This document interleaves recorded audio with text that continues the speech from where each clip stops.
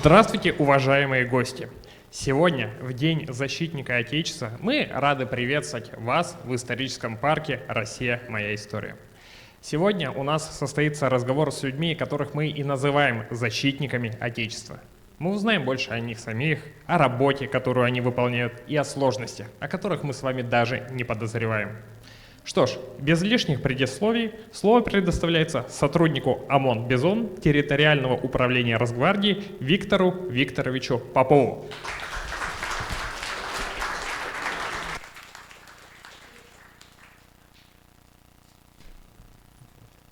Раз.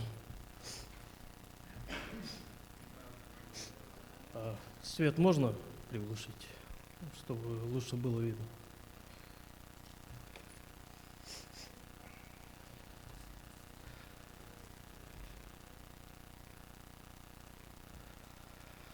Добрый день, уважаемые гости, участники мероприятия.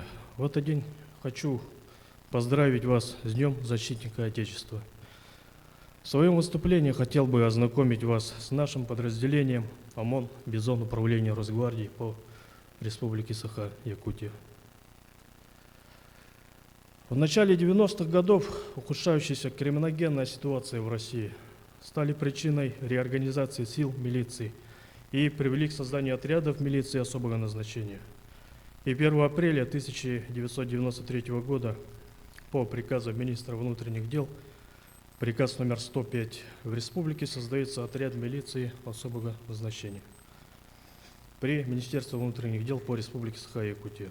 Это день начала в истории самого оперативного и боеспособного подразделения Якутии. ОМОН формировался не на пустом месте. Его предшественником был ОВСН, отдельный взвод специального назначения батальона ППС УВД города Якутска. С первых дней предназначения сотрудника ОМОН быть первым при выполнении самых сложных и ответственных служебно-боевых задач, во многом сопряженных с риском для жизни. В прошлом году отряду исполнилось 30 лет, и за 30 лет личный состав отряда с честью выполняет все поставленные задачи на боевом счету тысячи специальных операций и мероприятий, задержаний и особо опасных преступников, в том числе вооруженных. Силовое сопровождение оперативных подразделений МВД, ФСБ и так далее. Обеспечение общественной безопасности на культурно- и спортивно-массовых мероприятиях на территории республики. Наравне с выполнением задач в мирное время отряд более 30 раз направлялся в зоны боевых действий на территорию Северокавказского региона для участия в контртеррористических операциях. С марта 2022 года подразделение приступило к выполнению служебно-боевых задач в зоне проведения специальной военной операции на территории ЛНР, ДНР, Украины. В условиях боевых действий бойцы отряда неоднократно делом доказали, что личный состав ОМОН Якутии является надежным щитом, защищающим граждан своего государства, проявив такие качества, как героизм, мужество и отвага, способных ценой своей жизни и здоровья выполнить все поставленные перед подразделением служебно-боевых задач. В этот день хочу рассказать вам о судьбоносных для подразделения датах в истории отряда. Командировки на Кавказ для отряда начались с первой чеченской кампании 1995 года. И в 2000 году, 7 января, штаб комендатуры получил информацию, что на территории трубного завода вблизи села Герменчук Чеченской Республики несколько боевиков удерживают заложников, в том числе среди заложников могут быть сотрудники милиции. По указанию Восточной зоны безопасности в соответствии с разработанным планом операции по освобождению заложников был создан сводный отряд, куда вошли оперативники Шалинской милиции, бойцы внутренних войск, бойцы Якутского ОМОН и Приволжского СОБРа. Старшим сводного отряда был назначен командир Якутского ОМОН, подполковник милиции Александр Рыжиков. Примерно в 11 утра при поддержке 2 БМП-2 сводная группа выдвинулась к цели. Подъезжая к месту, откуда планировалось провести разведку, отряд попал в засаду. Велся ожесточенный бой с превосходящим силой противника, который превышал сводный отряд в 10 раз. Сразу были выбиты из строя выстрелами из гранатометов 2 БМПшки. Террористы имели подготовленные стрелковые позиции, еще ухудшал ситуацию выпавший снег. А в открытой местности наши бойцы были отчетливо видны боевикам, так как все были в зеленой форме. Подполковник милиции Александр Рыжиков, организовав огневое прикрытие, развернул отряд, боевой порядок и контратаковал боевиков, что дало возможность остальным сотрудникам занять оборону. Бой продолжался более 6 часов. В этом бою молодой боец, младший сержант милиции Станислав Голомарев, для которого это была первая боевая командировка, являясь пулеметчиком, выдвинулся на правый фланг, чтобы не допустить окружения отряда. В ходе интенсивного боя с боевиками до конца жизни отражал плотный натиск боевиков, не дав сомкнуть кольцо до прихода подкрепления. Тем самым прикрыл с фланга боевых товарищей. В ходе боя при подходе подкрепления получил смертельное ранение, несовместимое с жизнью. Подполковник милиции Александр Рыжиков в создавшейся экстремальной ситуации принял единственное верное решение и, ведя огонь, отдал приказ бойцам отходить в укрытие.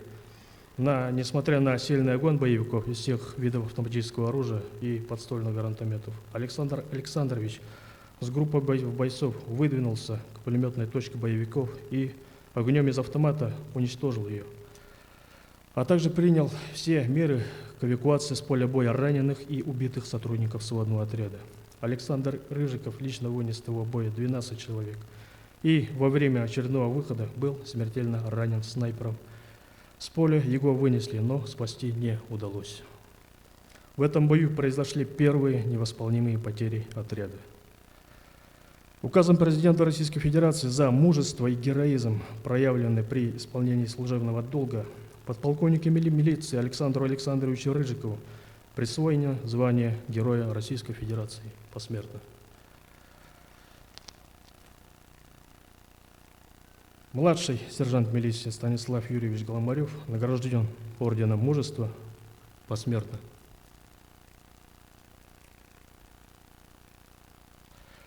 После тех событий отряд также продолжал свои служебные командировки на Кавказ, выполнял сотни боевых задач, связанных с риском для жизни по поиску, задержанию и уничтожению террористов, в том числе зарубежных, на территории Чеченской Республики, Осетии, Дагестана, Ингушетии, Кабардино-Балкарии.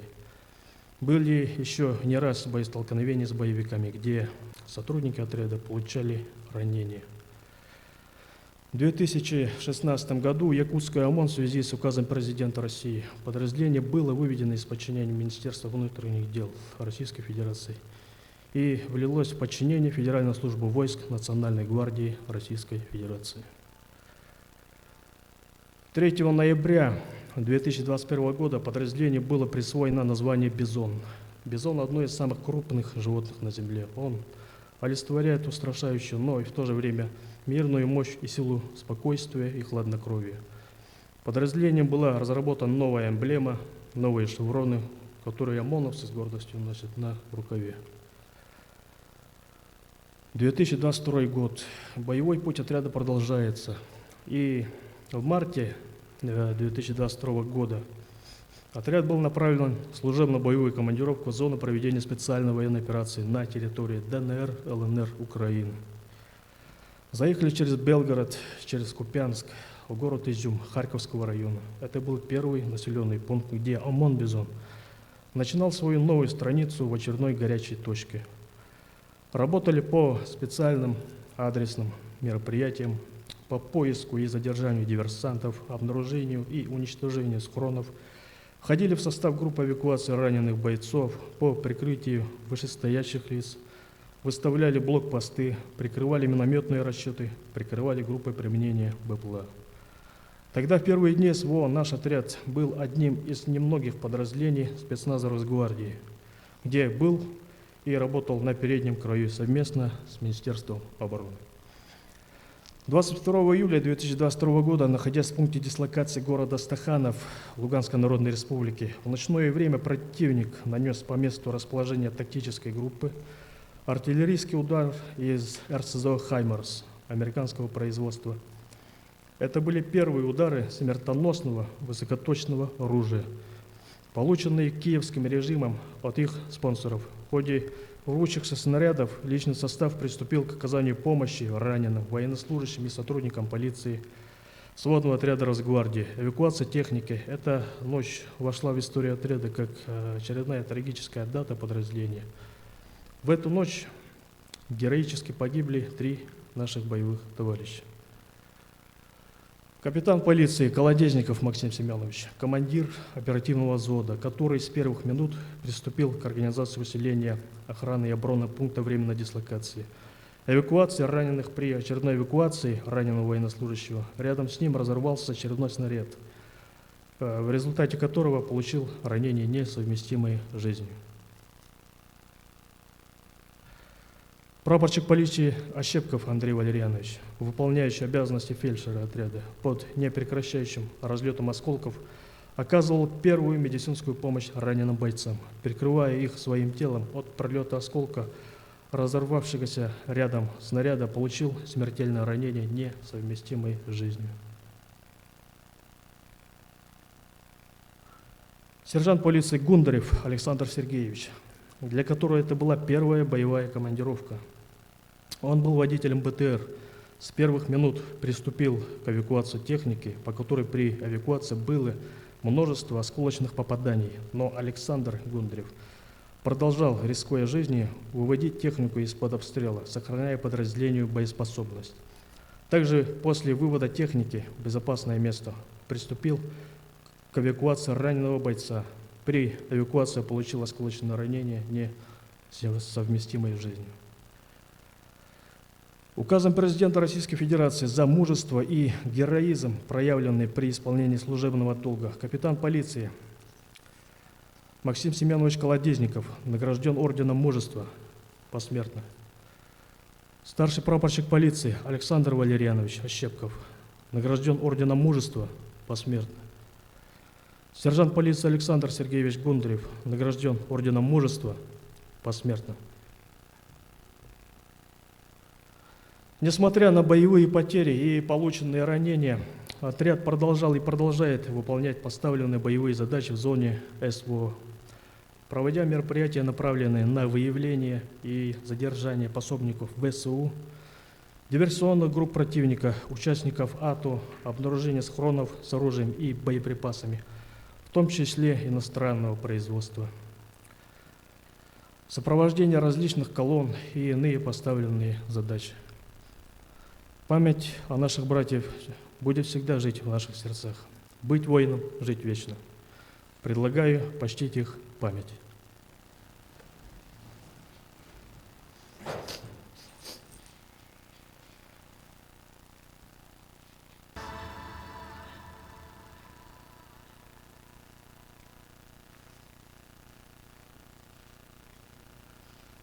Спасибо.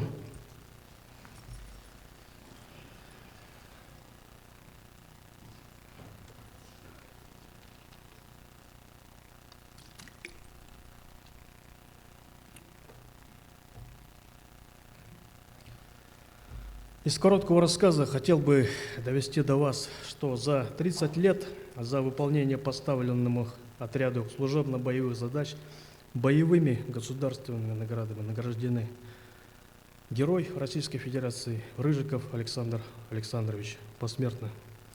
Орденами Мужества 19 сотрудников, 4 из них посмертно. Медали ордена за заслуги перед Отечеством первой степени 7 сотрудников. Медали ордена за заслуги перед Отечеством второй степени 49 сотрудников. Медалью за отвагу 50 сотрудников. Медалью за спасение погибавших 8 сотрудников. Стоит отметить, что всем известный герой России, первый командир добровольческого отряда Республики Саха-Якутия Батур Александр Гаврилович Колесов является ветераном ОМОН, чей героизм, мужество и отвага были заложены и воспитаны в стенах якутского ОМОН. Ветераны ОМОН одни из первых выдвинулись в зону СВО как опытные воины Великой России, многие из которых вернулись с ранениями, а многие из которых продолжают свой боевой путь на защите Великой России. Личный состав отряда на постоянной основе проводит большую работу в патриотическом воспитании молодежи республики. У отряда имеются подшефные военно-патриотические классы, названные в честь погибших боевых товарищей, с которыми проводится огромная работа в рамках общероссийского движения «Гвардейская смена». Так, а на сегодняшний день якутский ОМОН, являющийся из названия «мобильный», что значит быстрый и подготовленный, имеет на вооружении современное вооружение, с которым вы познакомились на выставке на первом этаже. Современную технику высокой проходимости, быстроходные катера, снегоходы и специализированную бронетехнику. Экипировка бойца ОМОН соответствует современным вызовам. Несмотря на все изменения, происходящие в стране и мире, ОМОН «Бизон», рискуя своей жизнью и здоровьем, и иногда неся потери, опираясь на заложенные традиции, успешно выполняет поставленные государством служебно-боевые задачи в духе верности, присяги и преданного служения Отечеству в любом месте, в любое время, любые задачи. Спасибо за внимание. Благодарим Виктора Викторовича. Теперь аудитории есть возможность задать вопросы выступающему. Микрофоны стоят по обе стороны зала у выходов. Вопросы есть?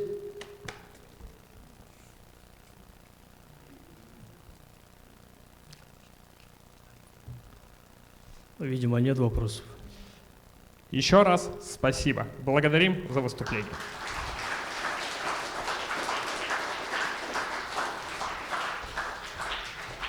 Далее слово предоставляется референту пресс-службы МВД по Республике Саха-Якутия Аргуновой Наталье.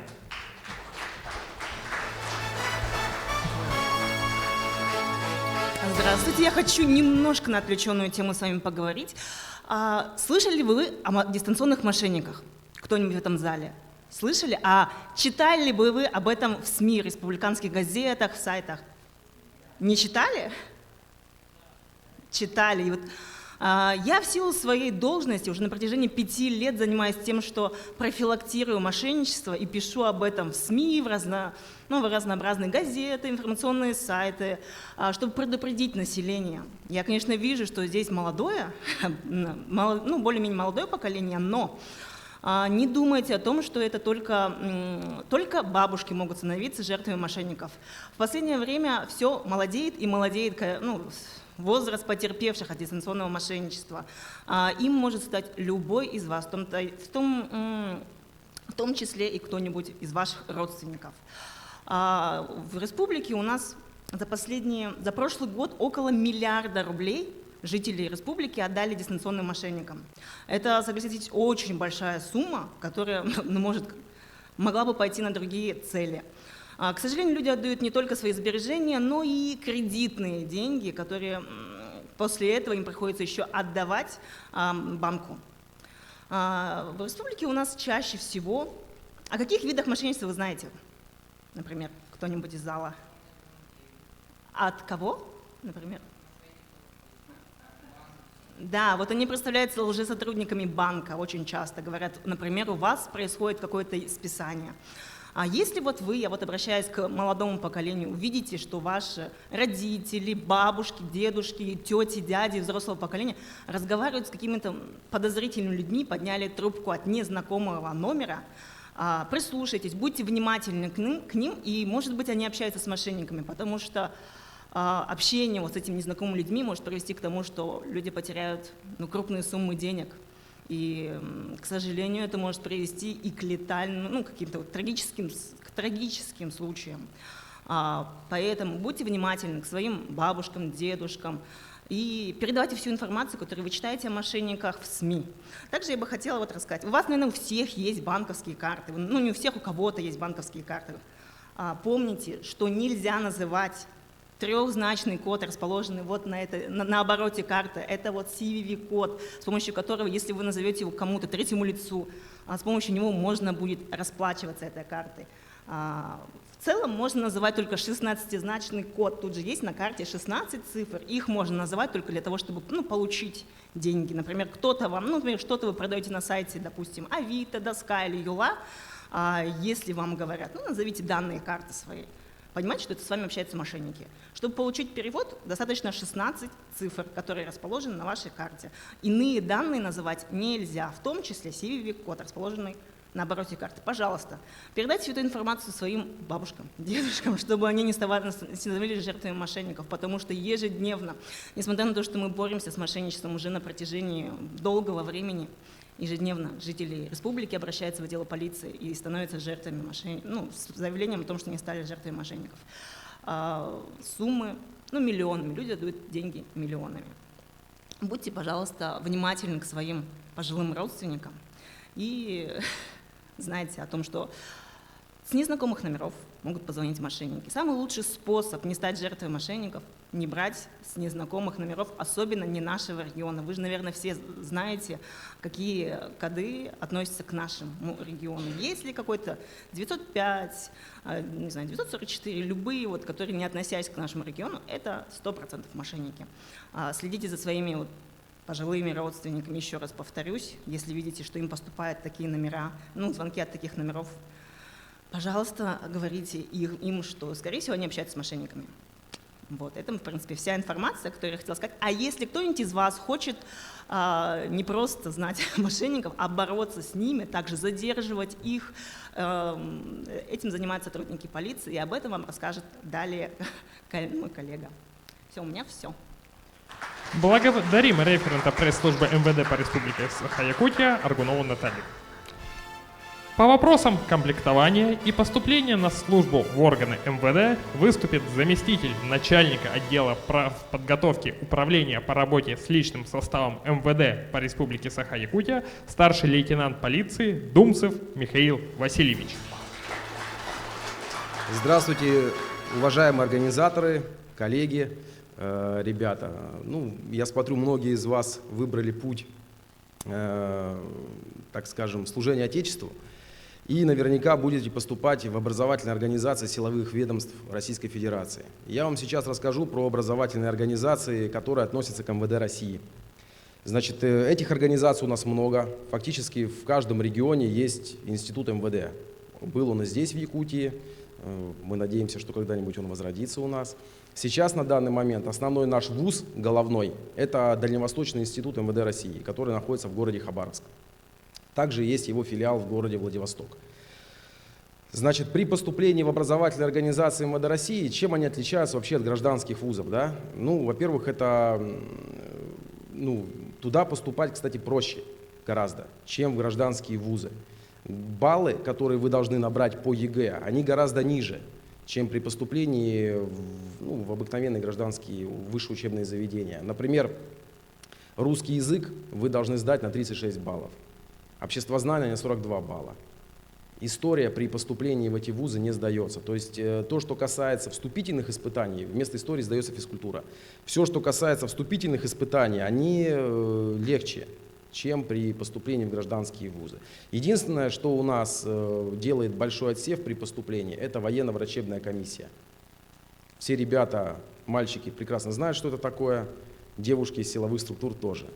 То есть это основное, что у нас ребята многие не проходят. А так, в принципе, к нам поступать легче. При поступлении в образовательные организации вы тут же сотрудники. То есть вы не по окончанию учебного заведения сотрудники полиции, вы сразу же сотрудники полиции. Соответственно, на вас распространяются все права и обязанности сотрудников. То есть кто у нас поступает в Хабаровск, у них ежегодный бесплатный проезд в точку, так скажем, отпуска и обратно. То есть не все же ездят домой, кто-то на юг ездит. То есть туда и обратно вам проезд оплачивается. Медицинское обеспечение, форма, все это есть. В первые 2 года вы живете в общежитиях казарменного типа в этих институтах. В последующем вы сможете уже, в принципе, снимать сами жилье свое. По заработной плате у нас нету стипендий, как в гражданских вузах у нас денежное довольствие, то есть сразу же вы получаете зарплату, соответствующую вашей должности и званию.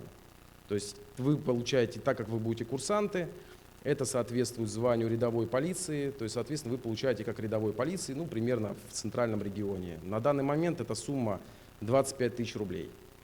Вот сейчас курсанты первого курса в Хабаровске получают 25 тысяч рублей. По окончанию вуза вы распределяетесь в регион, откуда вас направляли, то есть в МВД по республике Саха-Якутия, и должны 5 лет отработать здесь. Кто ребята с районов направляется, обычно мы направляем в район, но по комплектованию. То есть если, допустим, должностей в районе нет, то мы уже в основном распределяем в город. Есть моменты, что многие не возвращаются в наш регион, ну там уже отдельно есть вопросы, там, кто замуж выходит, многих мы отпускаем, девочек. Потом, значит, к должностям вы не привязаны, по которым вы учитесь. Обучение в основном у нас проходит по специальностям следственные подразделения, оперативные и участковые. Это основные должности, какие мы набираем. Хотя вузы МВД обучают по гораздо большему, ну, по широкому спектру должностей, но основные мы берем вот эти. Следствие, участковые, оперативники.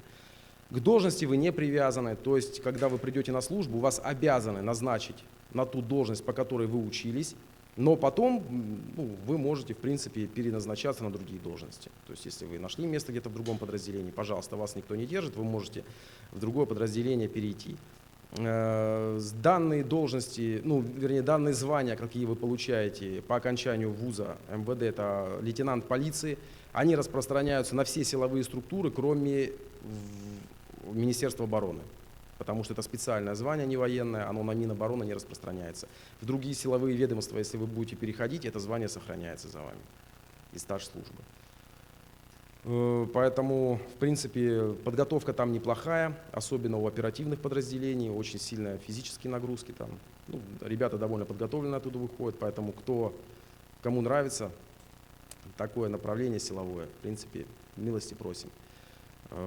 Как сказал уже, само поступление несложное. С 2022 года на базе образовательных организаций МВД России возобновили обучение по среднеспециальному образованию. То есть те ребята, которые не сдают у нас ЕГЭ, мы, чтобы, так скажем, все равно, так как они уже прошли ВВК, например, все ступени прошли, им осталось только поехать в институт, но они не сдали ЕГЭ.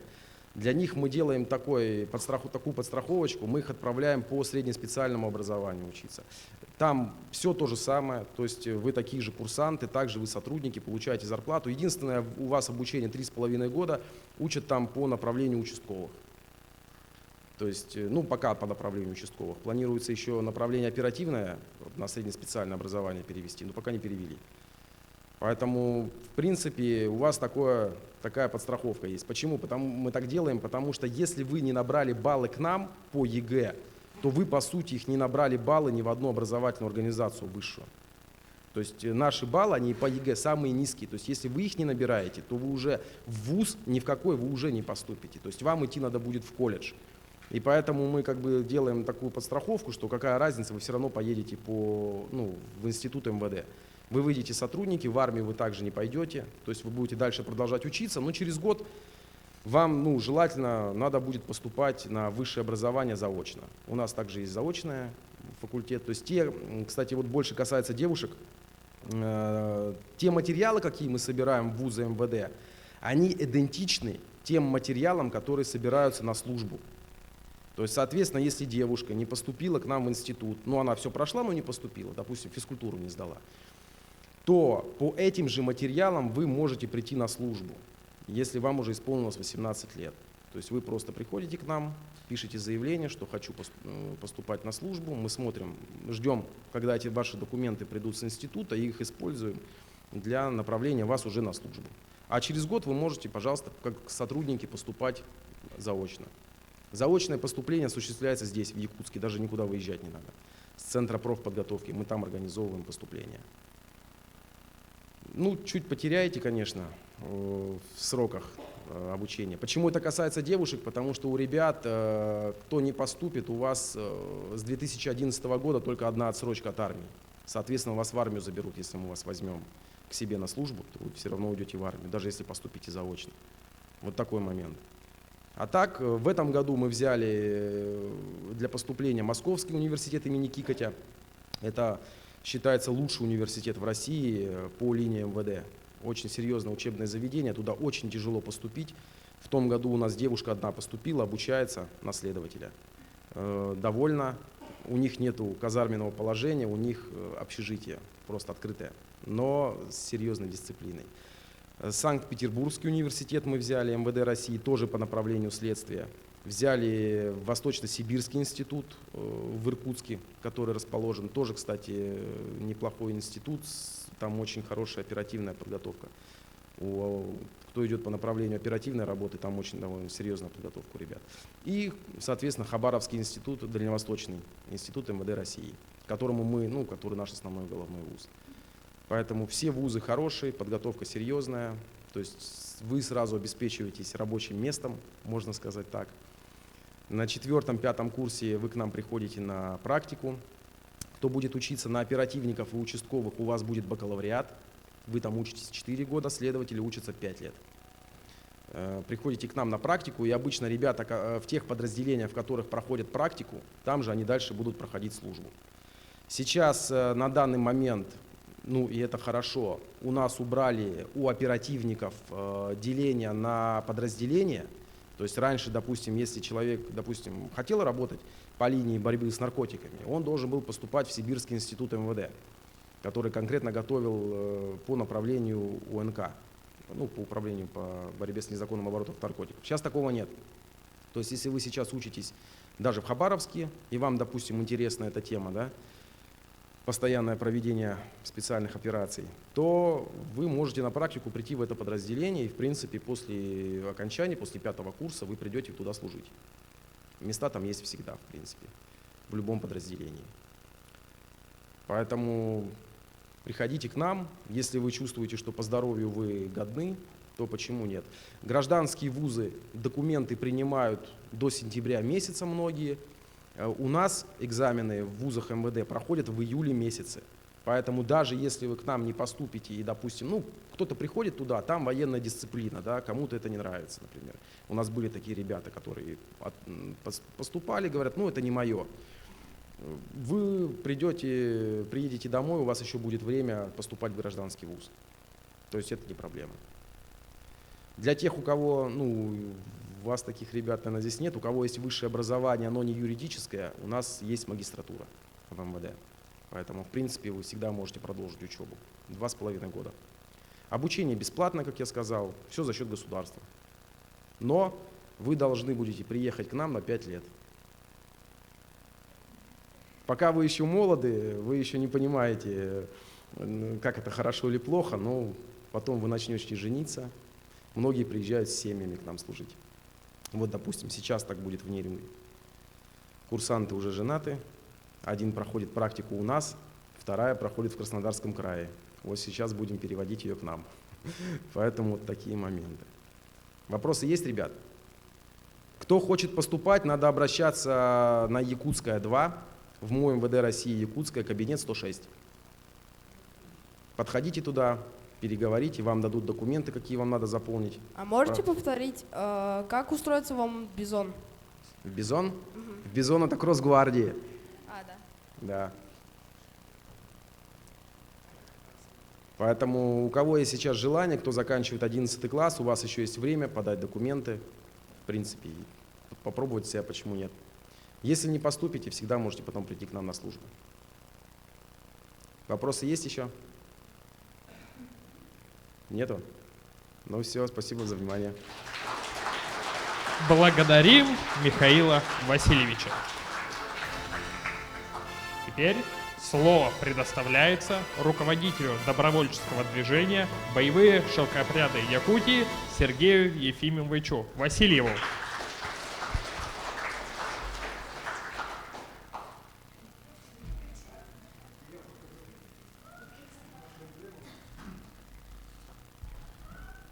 Добрый день. Сейчас вот мы запустим в начале ролик. Со звуком, пожалуйста, запустите первый слайд.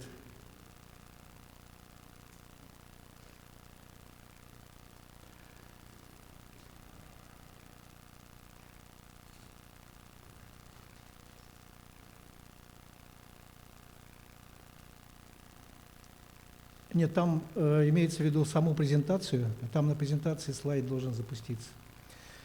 Я пока представлюсь, меня зовут Васильев Сергей Ефимович, я один из руководителей волонтерского движения «Боевые шелкопряды Якутии». Ну вот есть известная фраза: у России есть два союзника – армия и флот. Но надо добавить, что есть еще и третий союзник – это крепкий тыл, который помогает ковать победу. Вот действительно, сейчас вся Россия сражается за свое будущее, за настоящее будущее вот своих детей, своих внуков. Вот, например, я сегодня хотел бы рассказать о маскировочных сетях, о маскировке, некоторые вопросы. Дело в том, что я физик, я сотрудник физико-технического института СВФУ, и поэтому немножко хотел бы сказать о том, что такое маскировочные сети. Вот это вот маскировочная сеть в парке «История Россия. Моя история». У нас один из наших филиалов. Давайте, вот смотрите, вот стою я, рядом со мной боец арктического отряда БПЛА. Это отряд, который создается здесь, в Якутске. Вот он одет, ну скажем так, вот в типичную камуфлированную одежду, обмундирование. Следующий слайд пройдемте, так я буду рукой делать.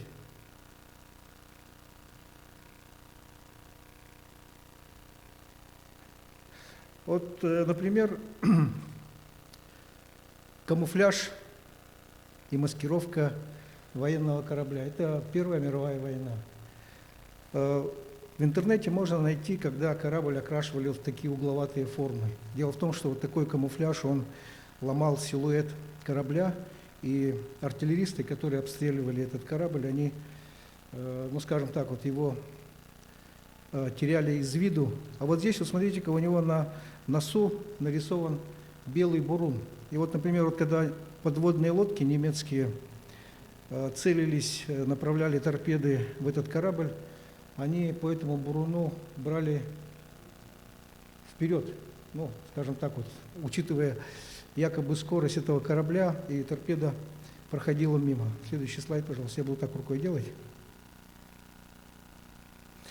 Вот типичная картина, которую мы сейчас можем наблюдать. Мы понимаем, что боевые действия, которые происходят в настоящее время, они довольно сильно отличаются от тех боевых действий, которые проходили раньше.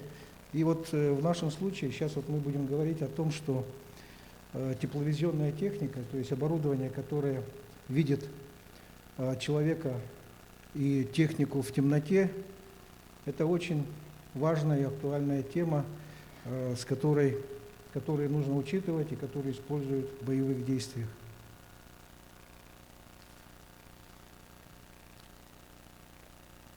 Я вот рукой буду так махать, вы, пожалуйста, на меня смотрите. Следующий слайд. Просто пролистывайте дальше. Посмотрите, здесь вот атмосфера. Я подойду сюда, возьму микрофон в руки. Вот излучение Солнца. Температура Солнца 5500 градусов Кельвина. А вот это вот тепловое излучение Земли. Сейчас я объясню, в чем здесь дело. Вот это наше Солнце при такой вот температуре, которая соответствует вот этим 5500 градусов, она создает вот такой вот спектр излучения. И вот там, видите, вот визуал, да, это видимое излучение. Теперь посмотрим нашу атмосферу. Вот эти темные участки, атмосфера не пропускает излучение оптическое. Почему? Потому что вот это вот водяной пар, это его спектр поглощения, углекислый газ, ну и так далее, другие различные составляющие атмосферы, они вот создают вот такой сложный спектр поглощения. И поэтому Бог создал Землю таким образом, что максимум излучения Солнца и вот это так называемое окно прозрачности, они соответствуют друг другу. но это температура 5520 градусов. Если мы посмотрим вот сюда вот, это температура Земли. Когда у нас, например, осенью или вот даже зимой ясное небо, мы понимаем, что будет холодно. Когда осенью, например, над нами облака, вечером теплее. Почему? Потому что вот тепловое излучение, вот оно как раз соответствует Земли, соответствует окну прозрачности от 8 до 12 микрометров. Это температура, смотрите-ка, 210-310 кельвинов. Это примерно температура человеческого тела. И поэтому здесь тепловизор ничего не увидит, здесь он увидит, здесь не увидит. И поэтому различные типы тепловизоров, они работают на длине примерно 5 микрометров, может быть ближнее инфракрасное излучение, и вот это вот дальнее окно прозрачности от 8 до 12 микрометров. Ну, как я уже сказал, это обусловлено тем, что у нас атмосфера состоит из водяного пара и различных газов. Следующий слайд, пожалуйста. Ну, вот это просто крупная версия этого слайда. Вот теперь посмотрите. Вот здесь у нас температура в кельвинах тоже. Кельвин — это Цельсий плюс 270 с небольшим градусов. Теперь посмотрим сюда, вот, смотрите, чтобы было понятно, о чем идет речь. Вот у нас с вами есть различные источники освещения. Вот это так называемый теплый свет, белый свет и холодный белый свет. Вот когда вы лампы покупаете, вы должны посмотреть на температуры, которые там стоят. Это вот холодный свет, 4200 примерно соответствует естественному белому свету. И вот так называемый теплый белый свет, он примерно похож на лампы накаливания, которые нагреваются. А вот здесь вот эта вот температура. Чем сильнее нагревается тело, тем оно голубое, так сказать, становится более, цвет уходит в ультрафиолет. И вот этот так называемый закон смещения Вина, я сейчас не буду сюда углубляться, но вот вы можете посмотреть, что вот это вот, когда вот мы с вами раскаленный металл видим, или давайте посмотрим на звезды. Есть звезды желтые, есть красноватые, есть синие, голубые. И вот эти вот звезды как раз самые горячие. Чем холоднее, тем более в красный спектр мы смещаемся. Пойдемте дальше. Так, теперь вот человеческое тело, как мы понимаем, это температура его 36,6 градусов. Как происходит теплообмен?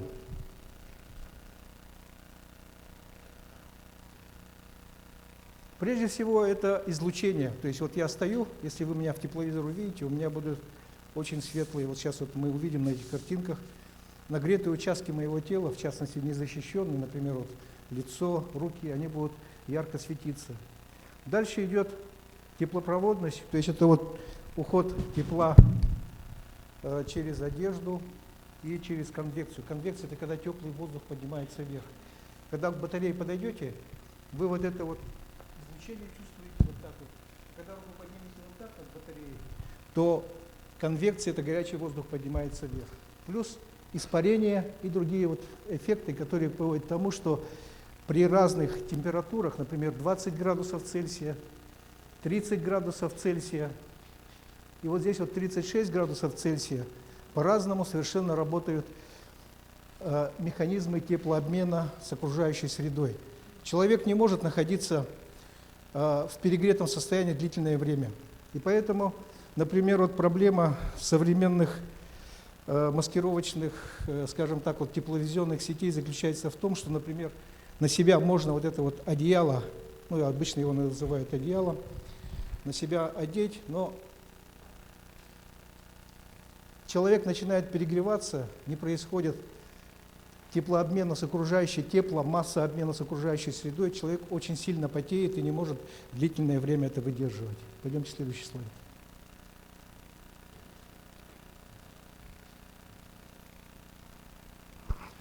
Ну, давайте вот посмотрим. Ох, тут этот картинки я неправильно наложил.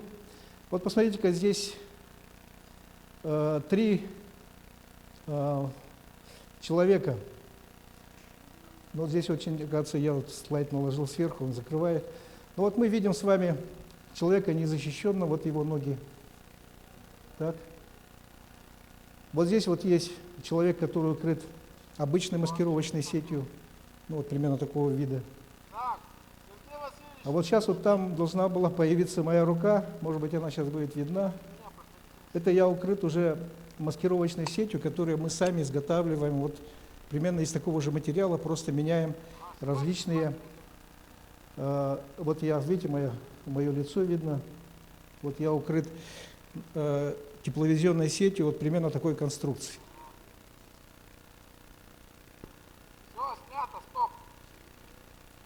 Вот увидели, да, вот я там стою, черные очки мои видны. Пойдемте дальше.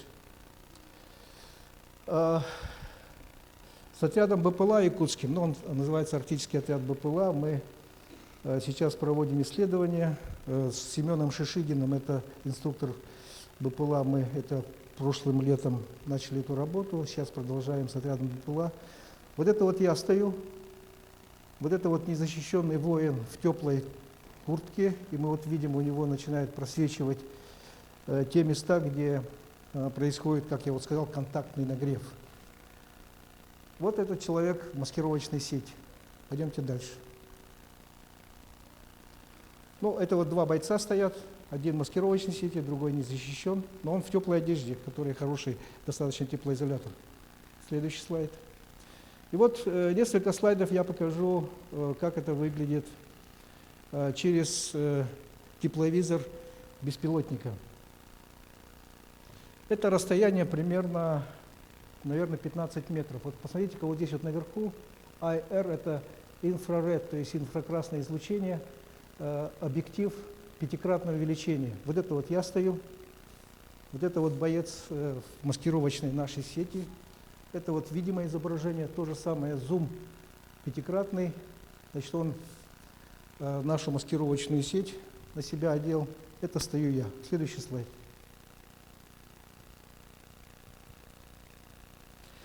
Это вот выглядит уже на расстоянии примерно 60 метров. Посмотрите-ка, зум уже 20-кратный. Там был 5-кратный, расстояние было примерно вот до этой двери. Вот это вот видимое изображение. Но в данной конструкции тепловизора мы видим, что размывается изображение, так? Но обратите внимание, вот если вернитесь на предыдущий слайд, пожалуйста, вот на мои ноги посмотрите-ка. Смотрите, вот здесь вот серые оттенки серого достаточно хорошо просматриваются. Следующий слайд. А здесь процессор тепловизора уже обрабатывает таким образом, что он вот фигуру человека делает узнаваемой. То есть что такое человек? Вот помните, мы в детстве рисовали палка, огуречек, рисуем круглую голову, вот получается фигура человека. Если, например, вот фигура человека будет вот такой, например, что-то такое, вот мы скроем частично, то шаблон восприятия у наблюдателя меняется. Пойдемте следующий слайд. Ну вот я просто сейчас вот будем смотреть вот в разных ситуациях это мы делали. Следующий слайд. Здесь вот, значит, рука его видна, его лицо. Это вот боком. Что здесь происходит? Мы меняем тепловую сигнатуру бойца. Это незащищенный человек, это маскировочная сеть. Теперь вот я немножко расскажу, да, пойдемте дальше. Вот это вот вид сверху, это мы делали в КФЕНе университета, там с 6-го этажа можно смотреть вниз, здесь увеличение 10-кратное. Так. И мы вот с вами видим, что вот на фоне окружающей среды, причем в данном случае надо учитывать, что поверхность, вот как здесь, она равномерная. То есть там нет, скажем так, вот изменений. Точнее, в естественной среде мы бы здесь видели бы вот различные пятна, обусловленные, связанные с тем, что разные элементы окружающей среды по-разному отражают и излучают инфракрасное излучение. Вот боец в маскировочной сети, и мы видим, помните, я говорил о конвекции, плюс тепловом контакте, теплообмене. И вот поэтому здесь вот возникает тепловой конус. Поэтому вот такая сеть, она имеет преимущество следующее. Первое, помните, мы там говорили о том, что человек Если он себя целлофаном или, словно говоря, вот теплоизолятором закроет, он будет там потеть. Почему? Потому что не происходит обмена с окружающей среды, и он как в термосе начинает перегреваться. Наша сеть, вот, которую мы сейчас изготавливаем, разрабатываем разные конструкции, они позволяют теплому воздуху подниматься вверх и уходить. Человек себя чувствует комфортно. Вот боец, я специально у него постоянно спрашивал, как ты себя чувствуешь, тебе жарко или нет. А он был, знаете, он был, ну, современное военное обмундирование, оно достаточно плотное, оно из синтетики, так. Плюс на нем был этот бронежилет, каска, то есть он был, здесь плюс еще у него были защиты, поэтому это был как бы боец в полном снаряжении. И вот я его специально спрашивал, тебе жарко или нет, ты можешь еще дальше продержаться? То есть он в течение 30-40 минут абсолютно не почувствовал, скажем так, вот, дискомфорта. Поэтому при изготовлении и проектировании маскировочных сетей нужно это все учитывать. Следующий слайд, пожалуйста. Ну вот здесь вот видео, вот куча лежалой травы. На самом деле, если вдруг видео запустится, то вот одна из наших шелкопрядов, она спряталась вот здесь вот, и она сейчас, если получится у нас этот видео запустить, то сейчас она поднимется. Пожалуйста, запустите, вдруг пойдет слайд. Нет. Хорошо, теперь следующий момент. Ну, пойдемте следующий. Ну вот, мы с вами укрыли технику. Вот техника укрыта, она достаточно, скажем так, вот, приемлемо сливается с окружающей средой. Следующий слайд. Вот, например, автомобиль. Следующий слайд. Вот автомобиль укрыт, маскировочный. Это не наш слайд, это не наша слайды из интернета, поэтому сейчас просто я буду комментировать. Достаточно хорошо он сливается с поверхностью, но посмотрите контур, плюс тень. Что это означает? Это означает, что шаблон восприятия просто перестроить, если я вижу прямоугольную коробку зеленого, зеленоватого, желтоватого и коричневого цвета, я понимаю, что там что-то есть. То есть там стоит техника, там стоит блиндаж укрыт, предположим, что-то еще. И поэтому вот, следующий слайд, пожалуйста. Поэтому необходимо принимать меры использования вот маскировочных сетей правильным образом. Ну, например, вот одно из пособий военных. Стоит танк, и посмотрите, его не укрывает вот так вот прямоугольной коробочкой. Так, вот сюда на ствол обычно вот наматывают маскировочную сеть. Здесь, вот там вот здесь у него моторный отсек, очень мощный горячий поток горячего воздуха выходит. Здесь ставят металлический отражающий, ну, необходимо ставить, так скажем, металлический отражающий экран теплоизолирующий, который будет прикрывать вот эту вот верхнюю полусферу, так, и в то же время теплому воздуху куда-то уходить. Плюс сверху, например, уже накидывается, видите, вот таким вот образом маскировочная сеть, которая ломает силуэт этого прямоугольника, этой коробочки. Следующий слайд, пожалуйста. И вот пример, вот как раз вот, где это демонстрируется, вот тот самый автомобиль, но когда вот на таких вот растяжечках, колышках растягивают эту маскировочную сеть, она становится более незаметной. Следующий слайд. Следующий слайд. Ну вот во время экспериментов следующий. Здесь ролик нашего движения небольшой. Вот, ну, давайте мы дальше, просто он пройдет сейчас, половину ролика мы посмотрим. Там, значит, да. Но этот слайд немножко попал. Тут видео идет, нет?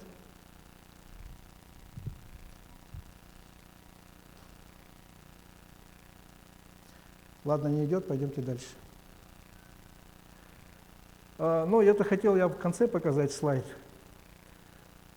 Это известный снимок, называется «Комбат». И вот, сейчас, секундочку, обратно вернитесь. И этот комбат погиб во время этого боя, а его фамилия Еременко. Пойдемте дальше. То есть это был советский гражданин. Пойдемте дальше. Кто автор песни, вот, которую сейчас мы ее прослушаем, клип полностью? Это танкист, черные гусары, его позывной «Титан-38», его зовут Тимур. Если в интернете вы посмотрите, вот автор этой песни «Для врага я русский», то это боец, который, танкист, который в одном бою уничтожил несколько единиц бронированной техники. То есть это вот действительно настоящий герой. Пойдемте дальше, там клип, надеюсь, запустится. Запустите его, пожалуйста.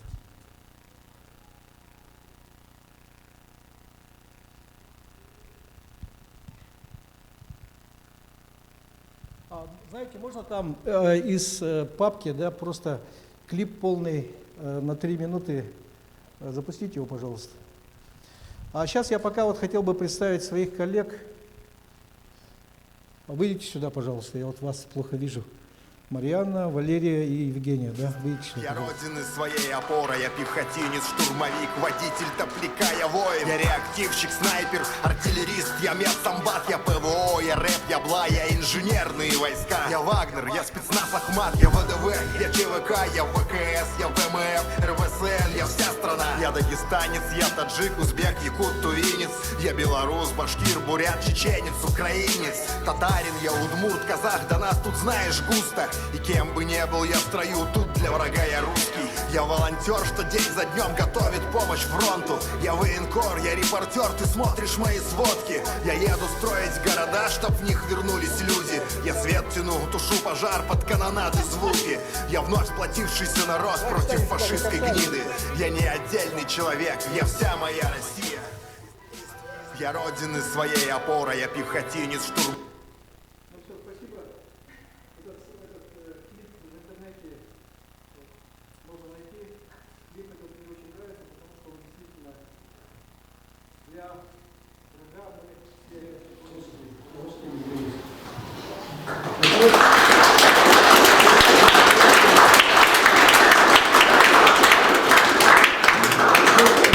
В основном, ну, скажем так, активисты этого движения, и люди, которые приходят и после работы, если человек на пенсии, ну, у нас очень много человек.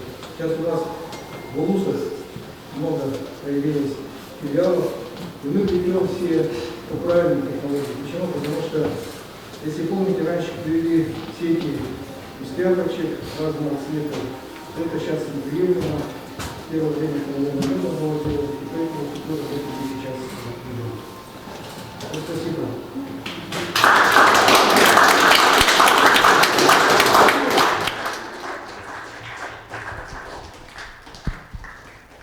И в парке «Россия. Моя история» вы можете присоединиться и плести эти сети.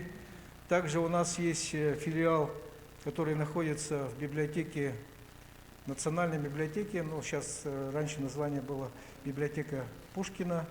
Ну и деревянное здание, наша основная база, это Дзержинского, 62.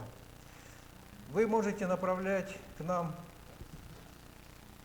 своих знакомых, родственников, тех, кто отбывает на линию боевых действий. Они могут прийти и абсолютно бесплатно получить у нас маскировочные сети разной расцветки.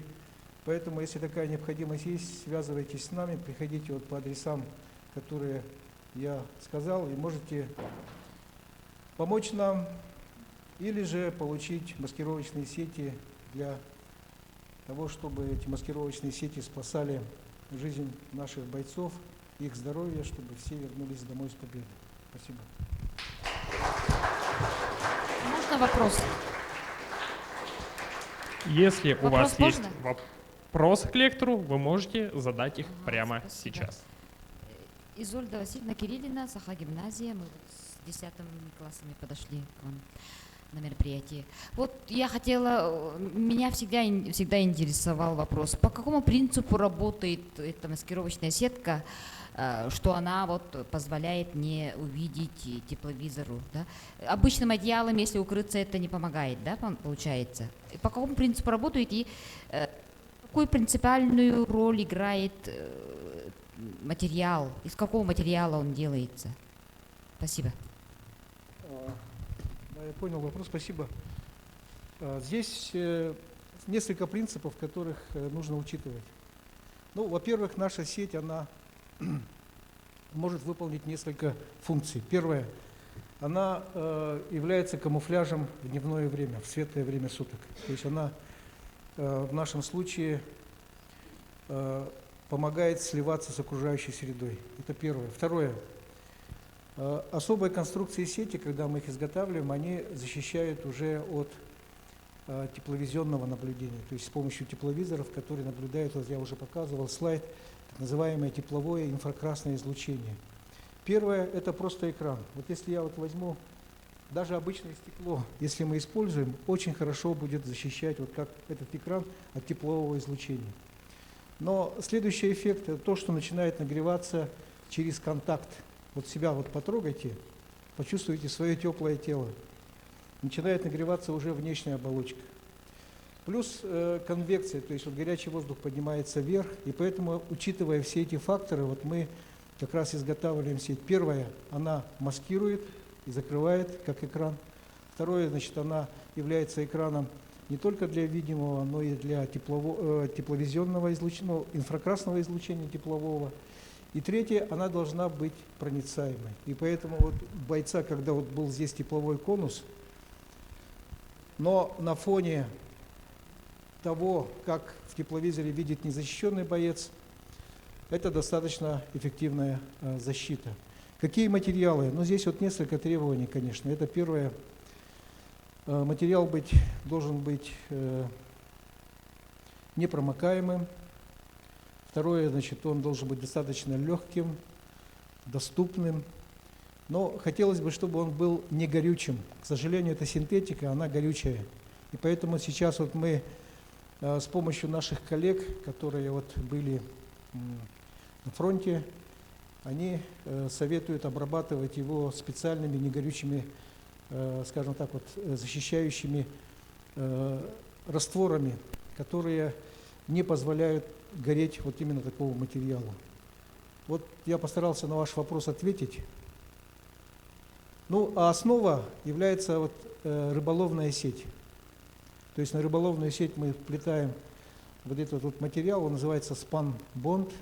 Есть еще материал TC, есть Oxford. Ну, можно разные материалы использовать в зависимости от ситуации.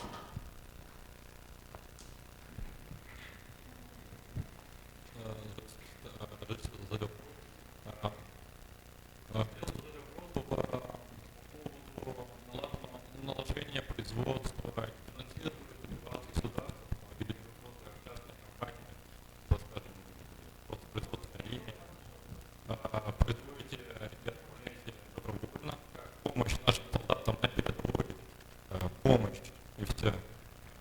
Спасибо. Наше объединение, которое называется «Боевые шелкопряды Якутии», это добровольческое объединение, ну, то, что называется сейчас волонтерское движение. То есть это люди, которые бесплатно приходят в свободное время. Если человек на пенсии, то он проводит больше времени. Те, кто работают, они приходят после работы или выходные, или перечисляют средства, или участвуют в закупке материалов. Тут целые этапы работы, и поэтому у нас добровольческое движение. Мы получаем финансирование из собственных средств или от средств спонсоров, которые нам отправляют деньги. То есть это те же самые объединения граждан, которые неравнодушны. Это, например, вот, ветераны пожарной службы, 156 тысяч рублей нам недавно отправили. Для нас это большая помощь. Например, отправляют из школ, родители собирают. Дети, значит, приходят к нам и помогают плести маскировочные сети или же делают так называемые нашлемники. То есть это вот то, что вот как бы вот маскировочная сеть, но одевающаяся на каску. То есть это дополнение к маскировочной сети. Поэтому юридический колледж, финансовый колледж, студенты университета сейчас тоже начали работать. То есть это вот народное движение, которое вот именно добровольческое. То есть это нефинансируемое, за счет собственных средств.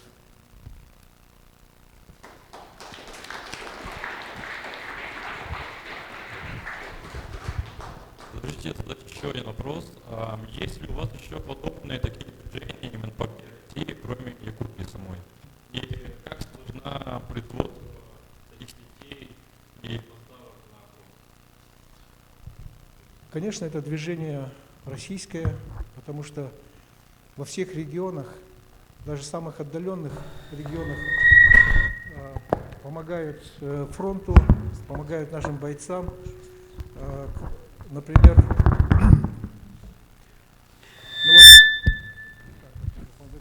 например, Борулах, Верхоянский район, да очень далекая точка. Они делают великолепные сети. Конечно, туда доставлять сеть, оттуда привозить довольно сложно, но в Якутии, как я сказал, уже по многим районам, наслегам небольшим деревням, вот такие вот сети делают. Кроме того, например, вот сейчас я сразу продолжу эту тему, делают сидушки для того, чтобы можно было на холодной поверхности сидеть. Делают обереги, которые для бойцов имеют важное тоже вот моральное значение. Дети рисуют картинки, пишут письма, это все мы тоже прикладываем, молитвы, харасхалы и так далее. То есть это все мы в один такой пакет укладываем. А действительно, вот в России во всех, вот мы сами являемся филиалом российского движения «Боевые шелкопряды», которые из Петербурга, мы эти принесли технологии, но сами уже абсолютно самостоятельно развиваемся. У нас есть филиалы в Подмосковье, ну и так далее. То есть мы сами немножко даже сейчас сами расширяемся. Спасибо за ответ. Спасибо за вопрос.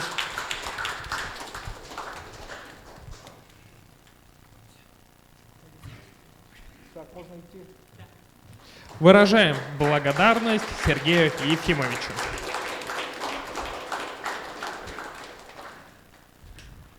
А сейчас мы хотим пригласить всех наших лекторов на сцену для вручения памятных подарков от исторического парка «Россия. Моя история».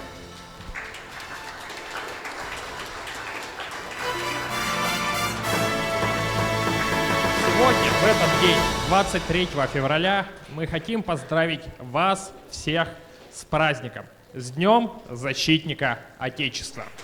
А сейчас приглашаем на общее фотографирование. Прошу всех на сцену для общего фотографирования.